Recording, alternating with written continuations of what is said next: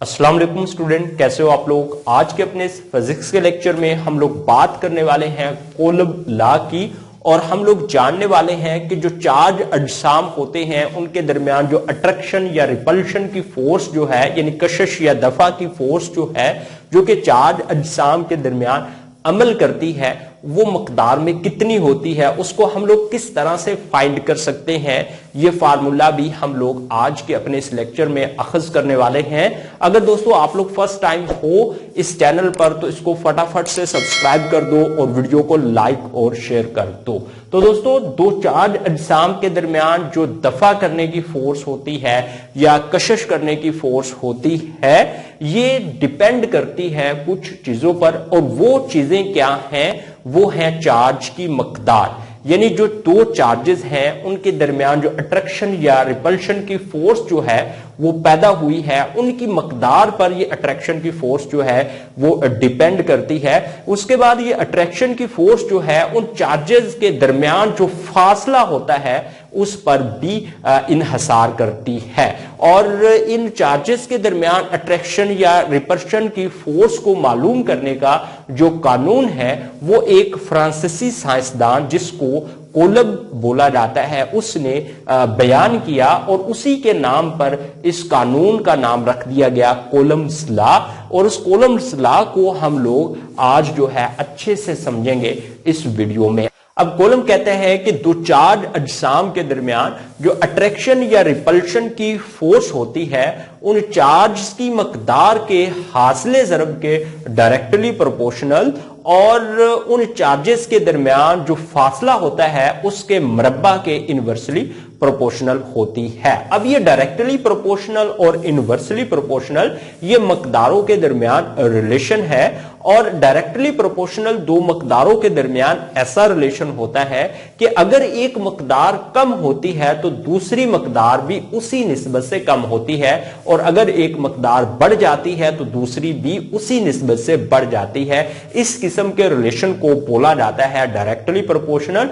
और inversely proportional जो है दो मकदारों के दरमियान ऐसा ताल्लुक होता है कि अगर एक मकदार बढ़ती है तो दूसरी उसी निस्बत से कम होती है, और अगर एक मकदार जो है वो कम होती है तो दूसरी उसी निस्बत से बढ़ती है। तो हम लोग दोस्तों अब देख लेते हैं कूलम्ब्स लॉ की असाबी मसावात। यानी कूलम्ब्स कहते हैं कि जो F है यानी जो F है ये चार्ज अजसाम के दरमियान जो अट्रैक्शन या रिपल्शन की फोर्स है ये डायरेक्टली प्रोपोर्शनल होता है इन चार्जेस की मकदार के हासिले ज़रब के।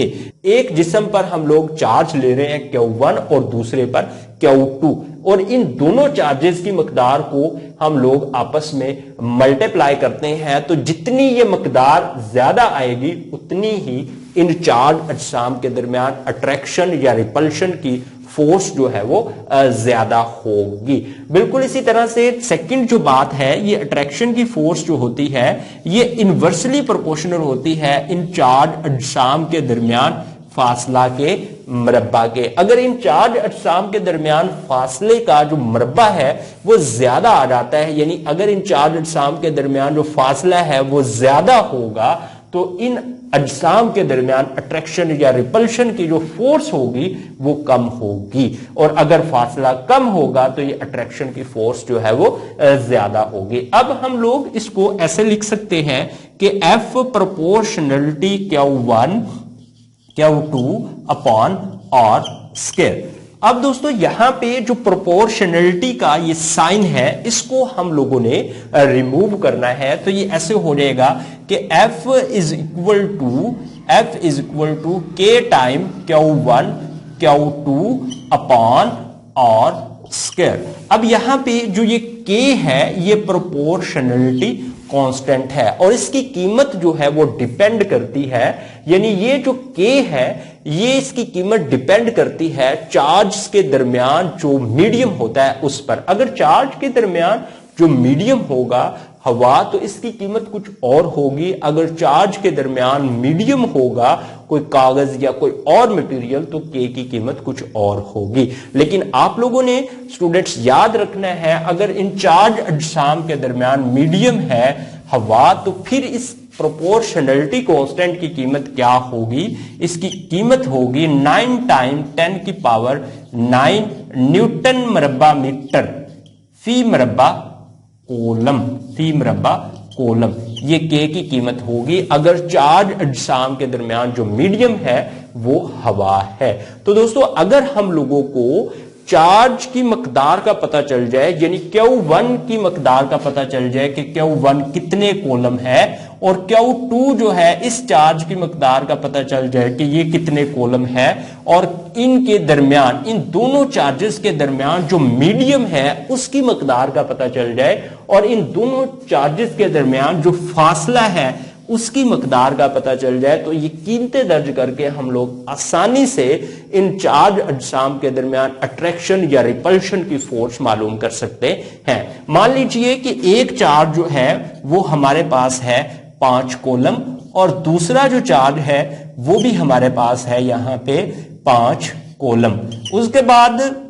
जो K है इसकी कीमत, यानी आप लोग ऐसे कंसीडर कर लो कि इन दोनों चार्जेस के दरमियान जो मीडियम है वो हवा है, तो इसकी कीमत होगी 9 टाइम 10 की पावर 9। उसके बाद जो फासला है, डिस्टेंस इन दोनों चार्जेस के दरमियान, उसको आप लोग कंसीडर कर लो, यानी इसको बात को मान लो, आप लोग फर्ज कर लो उसको कि वो है 5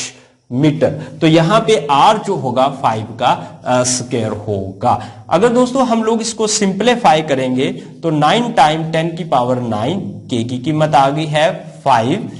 इंटू 5, और ये यहां पे दोस्तों होगा 5 इंटू 5। अब ये 5 इससे कैंसिल, ये इससे कैंसिल, और यहां पे जो अट्रैक्शन या रिपल्शन की फोर्स होगी F, वो होगी 9 टाइम 10 की पावर 9 न्यूटन। अब दोस्तों ये देखें, ये फार्मूला हमको कूलम के कानून के मुताबिक बहुत आसानी से चार्ज अजसाम के दरमियान अट्रैक्शन या रिपल्शन की जो फोर्स है उसको फाइंड करके दे सकता है। अगर हम लोगों को Q1 की कीमत का पता चल जाए कितनी है, Q2 की वैल्यू का पता चल जाए कितनी है, और Q1 और Q2 के दरमियान जो मीडियम है उसका पता चल जाए क्या मीडियम है, और उसके बाद हम लोगों को अगर इल्म हो जाए जो Q1 और Q2 के दरमियान डिस्टेंस है यानी फासला है उसका, तो हम लोग इस फार्मूला में कीमतें दर्ज करके आसानी के साथ हम लोग फाइंड कर सकते हैं कि इन चार्ज अजसाम के दरमियान जो अट्रैक्शन या रिपल्शन की फोर्स होगी वो कितनी होगी। तो student, thank you for watching. अगर आप लोग फर्स्ट टाइम हो हमारे इस चैनल पर तो फटाफट से इसको सब्सक्राइब कर दो, वीडियो को लाइक और शेयर कर दो ताकि आने वाली हर वीडियो आप लोगों को बर वक्त मिल सके। ओके दोस्तों, अल्लाह हाफिज, अपना ढेर सारा ख्याल रखो, बाय बाय।